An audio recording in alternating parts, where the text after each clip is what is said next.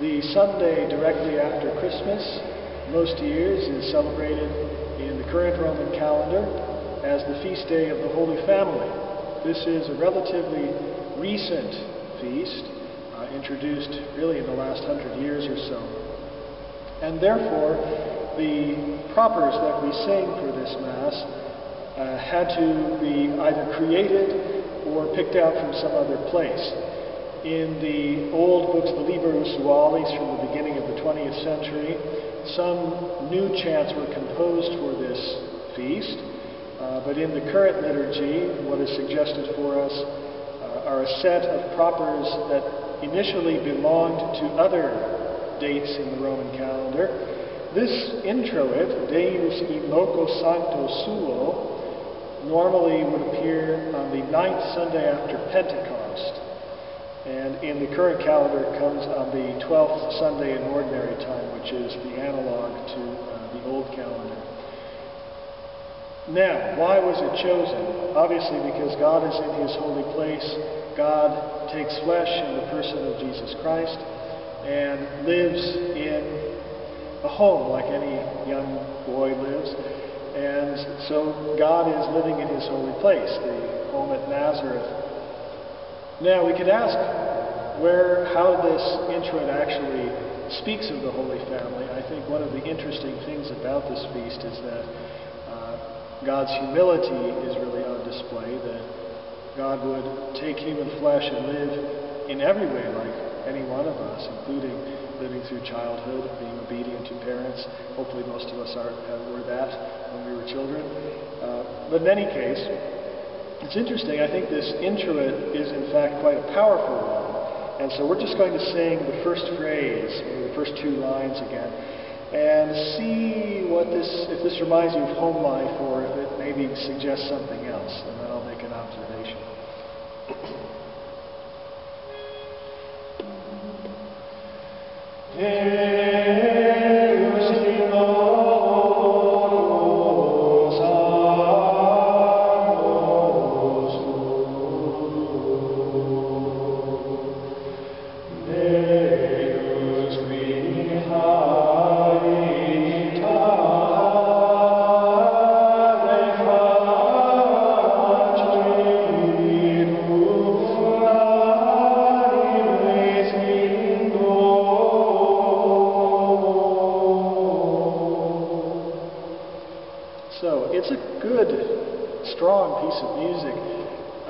Perhaps I'm giving it away by my wildly gesticulating conducting style. But what I'd like to say about this, which is interesting, is this text is taken from Psalm 67, which is a psalm about God as a warrior leading the people from the wilderness into the Holy Land. But what's interesting about the psalm with regard to this feast this Sunday is that it repeats the word face over and over again at the beginning. This is usually translated as presence, which is not a bad translation. So God's presence. God is present with His holy people. And of course, as I said before, this is very accurate.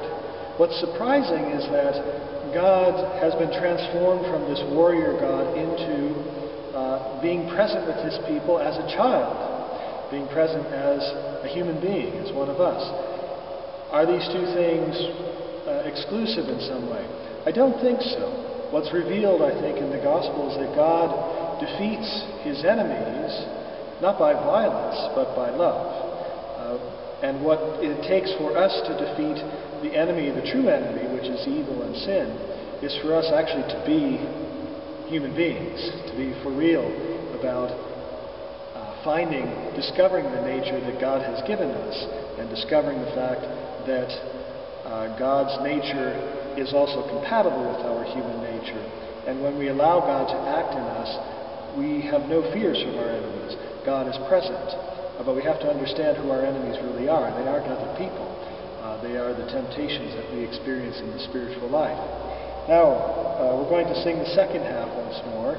And again, you'll hear, I think, that it's all about strength and power. Good to think about in terms of the Holy Family. Ipse dabit. Ipse dabit.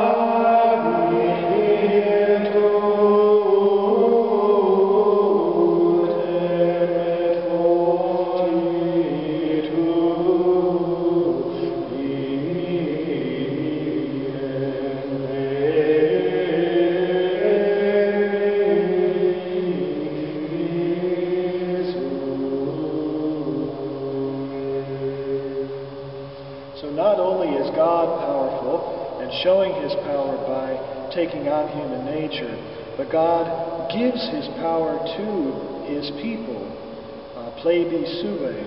And again, this is the power to reject sin, to reject evil.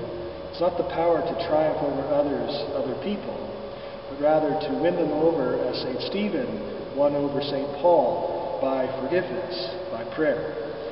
So we're going to sing this one more time, and what I'd like you to listen for this time is the lovely line in the middle of this Introit. God makes those who are kindred of heart, unánimes, those who are of one soul, to live together in a home, in domo. And we wish you a very wonderful Christmas octave.